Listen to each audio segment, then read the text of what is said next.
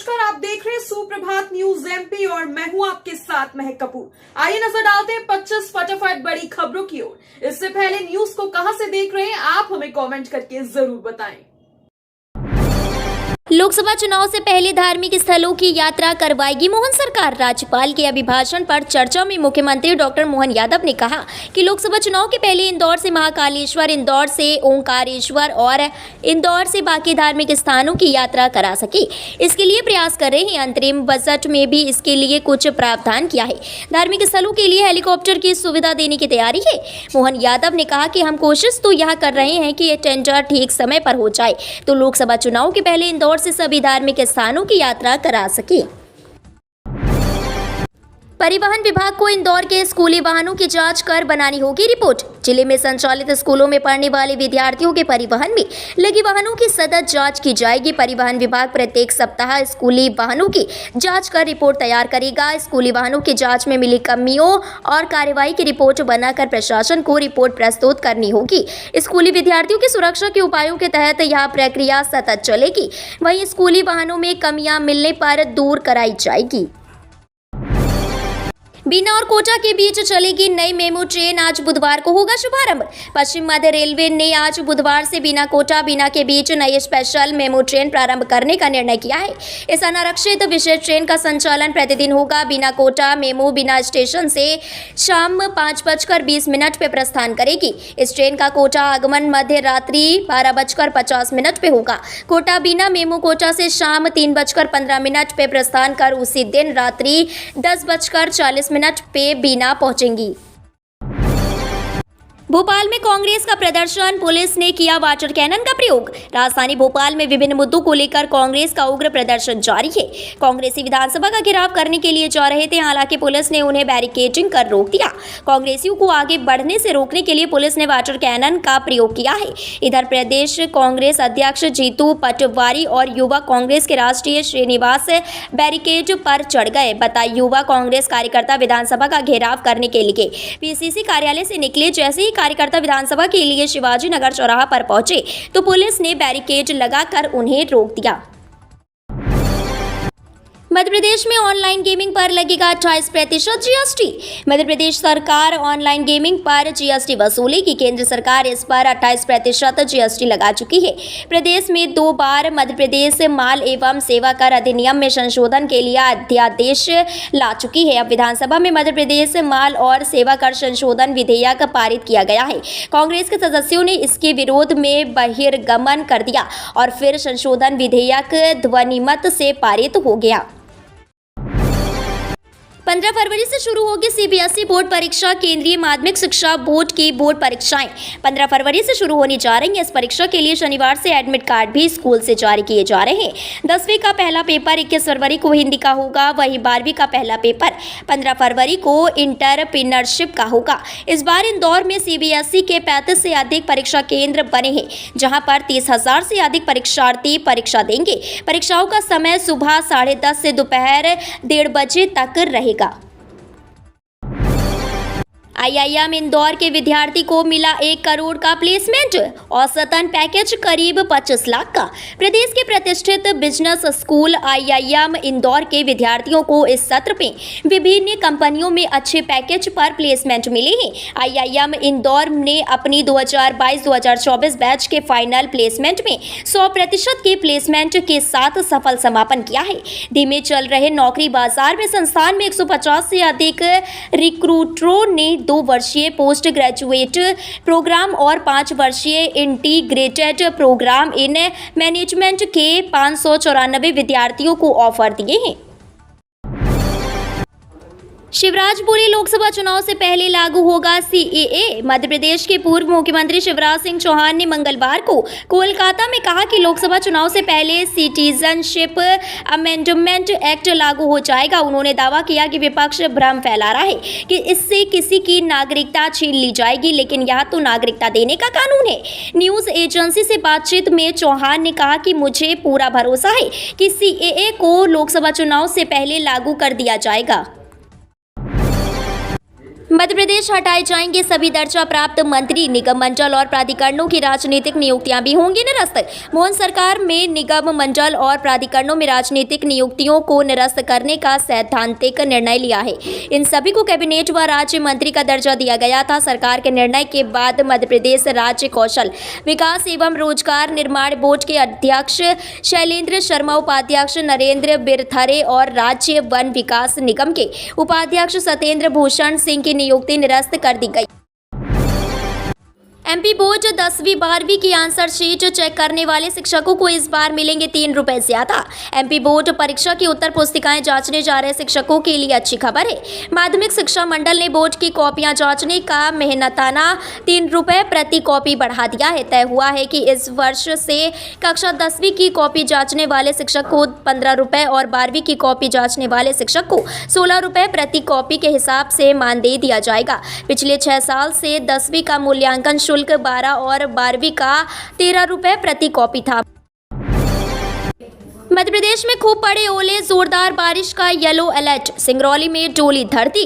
मध्य प्रदेश में मौसम बदल गया है। मध्य प्रदेश के कई हिस्सों में तेज बारिश के साथ ओले भी गिरे हैं। इससे फसलों को भारी नुकसान पहुंचा है। मौसम विभाग ने अगले 24 घंटे के दौरान मध्य प्रदेश के विभिन्न हिस्सों में गरज चमक के साथ हल्की से मध्यम बारिश और ओलावृष्टि की चेतावनी जारी की है।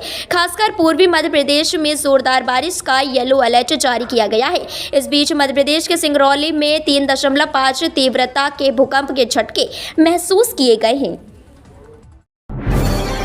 एम्स भोपाल ने किया कमाल, ड्रोन से 40 किलोमीटर दूर गौहरगंज में पहुंचाई दवाइयां। मध्य प्रदेश के आदिवासी क्षेत्रों में चिकित्सा सहायता मुहैया करवाने के लिए एम्स भोपाल अब ड्रोन का उपयोग करेगा। एम्स ने इस सुविधा का पहला परीक्षण मंगलवार को किया और भोपाल से करीब 40 किलोमीटर दूर रायसेन के गौहरगंज में ड्रोन के जरिए दवाइयां पहुंचाई गई। एम्स निदेशक डॉक्टर अजय सिंह की मौजूदगी में यह सफल ट्रायल हुआ। दूरस्थ या पहाड़ी क्षेत्रों में आबादी को प्राथमिक स्वास्थ्य सेवा तक पहुंचने में चुनौतियों का सामना करना पड़ता है। अब सरकारी रिकॉर्ड पर आएगा ब्रिटिश कालीन इंदौर का रेसिडेंसी क्षेत्र। शहर का प्रमुख रेसिडेंसी क्षेत्र अब राजा बख्तावर सिंह क्षेत्र के नाम से पहचाना जा रहा है। ब्रिटिश काल में इसका विशेष महत्व था। यही वजह है कि इस क्षेत्र में आज भी कलेक्टर और सरकारी अफसरों के आवास बने हुए हैं। भू अभिलेख के रिकॉर्ड में रेसिडेंसी क्षेत्र में 1050 एकड़ की जमीन है। जिला प्रशासन द्वारा पहली बार इस क्षेत्र में मौजूद संपत्ति का सर्वे कर दस्तावेज मिलान किया जाएगा। क्षेत्र की सभी सरकारी व निजी संपत्ति सरकारी रिकॉर्ड पर दर्ज होगी। मध्य प्रदेश में कोविड बाल योजना में शामिल बच्चों को 10 महीने से नहीं मिली किस्त।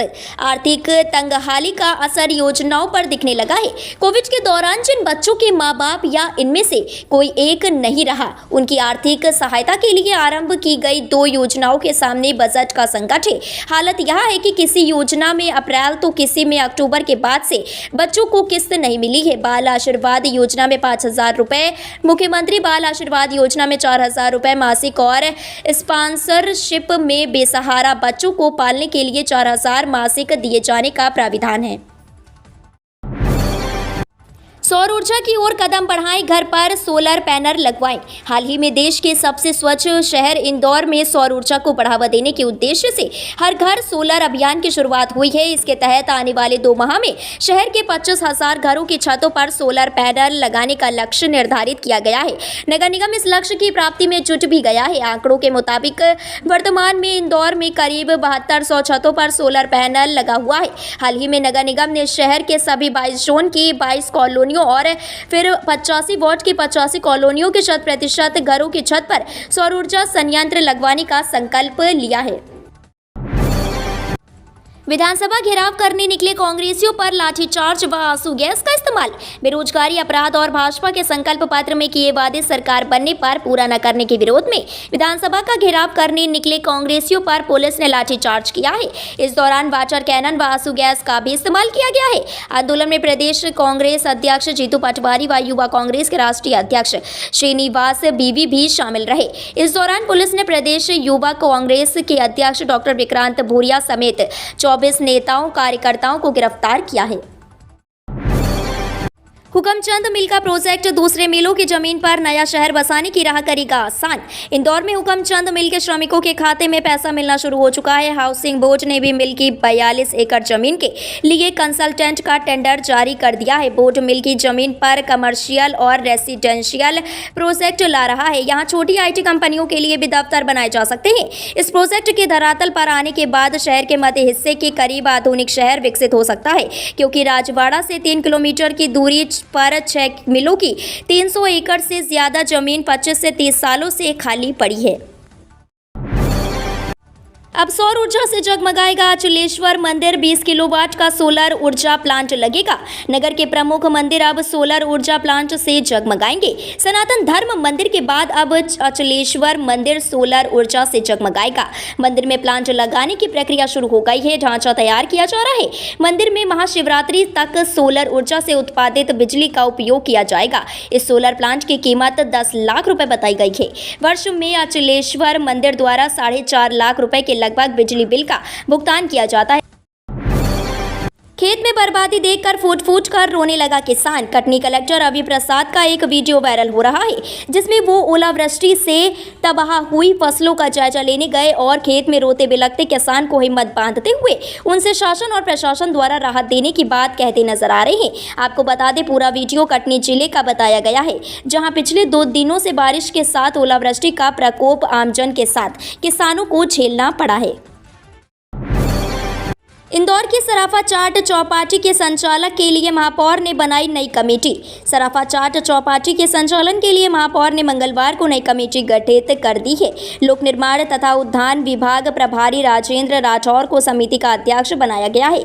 महापौर परिषद के सदस्य अश्विनी शुक्ल, निरंजन सिंह चौहान, राकेश जैन और स्थानीय पार्षद मीता राठौर समिति में सदस्य होंगे। यह समिति सराफा क्षेत्र स्थित व्यापारिक संगठनों, जनप्रतिनिधियों और प्रशासन के साथ भ्रमण और बैठक आयोजित कर रात्रिकालीन बाजार संबंधी संचालन की स्थिति को लेकर प्रतिवेदन तैयार करेगी।